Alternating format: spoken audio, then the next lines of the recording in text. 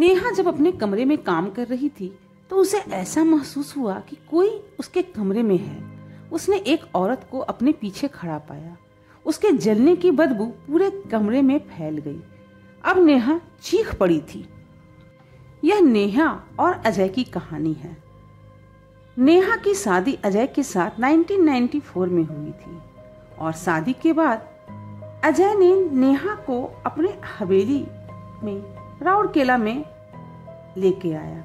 शुरुआत में सब कुछ सामान्य लग रहा था, लेकिन धीरे धीरे अजीब अजीब सी घटनाएं होने लगी। नेहा को रात में किसी के रोने की आवाज सुनाई देती। उसे बार बार ऐसा लगता मानो कोई छाया उसे देख रही है। उसने यह बात अपने पति अजय को बताई, लेकिन उसने इसे एक वहम कहकर रख डाल दिया।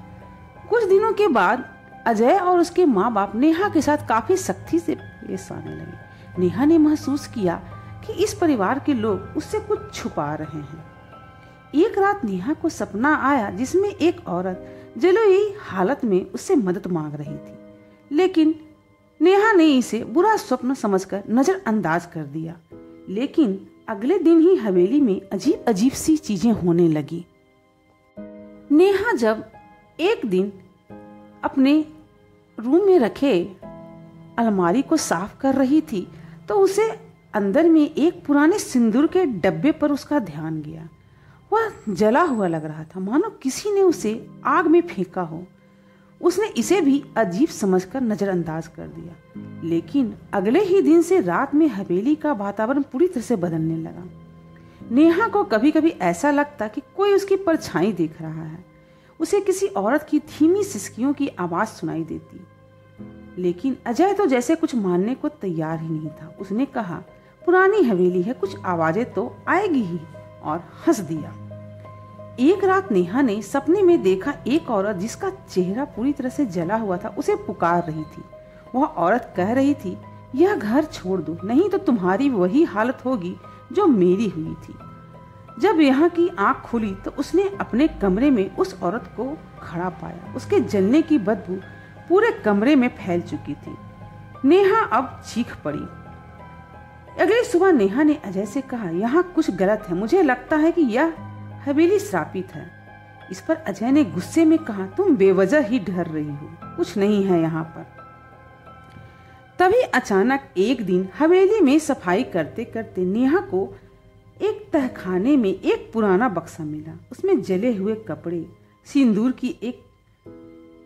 की डिबिया और एक डायरी रखी थी। डायरी में लिखा था, मेरा नाम कविता है, मैं इस घर की बहू हूँ। अजय और उसके परिवार ने मुझे बहुत तंग किया है, बहुत अत्याचार कर रहे हैं। मैं अपने माता पिता से और दहेज नहीं मांग सकती। पता नहीं कब तक इनके अत्याचारों को सह पाऊंगी। शायद हो सकता है दहेज के लालच में यह मुझे मार भी दे। इतना जानने के साथ ही नेहा पूरी तरह से डर गई। उसने यह बात किसी को भी नहीं बताई। उसने उस घर में आने वाली नौकरानी से पुरानी बहू के विषय में जानकारी लेनी चाहिए, लेकिन डर के मारे उस नौकरानी ने कुछ भी नहीं बताया।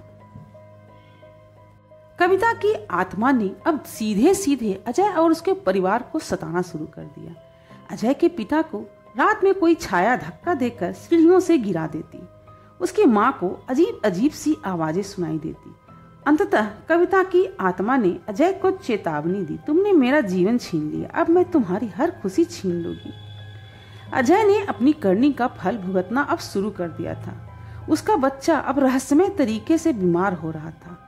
डॉक्टर कुछ भी समझ नहीं पा रहे थे कि अब ये क्या हो रहा है। नेहा को अब कविता पर पूरी तरह से भरोसा हो गया था। उसने उस बक्से में पढ़ी हुई डायरी को निकाला और उसे पढ़ने लगी। पढ़ते पढ़ते उसे सब कुछ समझ में आया कि इन्हीं लोगों ने उसे जलाकर मार दिया है। डायरी पढ़ने के बाद नेहा अब डर और गुस्से के बीच फंसी हुई थी। उसने अब तय किया कि वह कविता की आत्मा को अवश्य ही न्याय दिलाएगी। नेहा ने डायरी और हवेली में मिले हुए सबूत पुलिस को सौंप दिए। पुलिस ने अजय और उसके माता पिता को गिरफ्तार कर लिया। लेकिन यहाँ भी कविता की आत्मा ने उन लोगों का साथ नहीं छोड़ा। अजय और उसके माता पिता को जेल में अजीब अजीब सी घटनाओं का सामना करना पड़ा। एक रात अजय ने अपने सेल में कविता को देखा। उसने चीखते हुए कहा, कविता मुझे माफ कर दो। तब कविता ने धीरे से कहा, तुमने मुझे मारा, मेरे सपने को जलाया, अब तुम्हारी बारी है। हवेली अब पूरी तरह से शांत हो चुकी थी। नेहा और उसका बच्चा सुरक्षित बाहर निकल आए, लेकिन गांव के लोग अब भी हवेली के पास जाने से डरते हैं। लेकिन रात की खामोशी में कभी कभी हवेली से धीमी धीमी सी हंसी की आवाज सुनाई देती है। शायद कविता अब भी देख रही है ताकि कोई और अन्याय न हो। इस कहानी में गांव वालों को सिखाया कि पाप का अंत निश्चित ही है और जो सच्चाई कभी भी छिप नहीं सकती। अंत में जब अजय और उसके माता पिता जेल से छूटकर आए तो उनकी मां को कोढ़ नामक बीमारी हो गई, जिससे उसके पूरे शरीर को खत्म कर दिया। और अजय जो था, आखिरकार उसने अभी कुछ दिनों पहले ही जहर खा के आत्महत्या कर ली। इसलिए कहते हैं कि प्रकृति सजा अवश्य ही देती है, भले ही लोग समझते हो कि हम अपने कर्मों को भूल जाएंगे, लेकिन प्रकृति उन्हें भूलने नहीं देती है। और अभी कुछ दिनों पहले ही यह कहानी आई, जिससे आप लोगों के साथ मैंने साझा किया। आपको कहानी कैसी लगी कृपया कमेंट करके बताएं और चैनल को लाइक शेयर और सब्सक्राइब भी करें।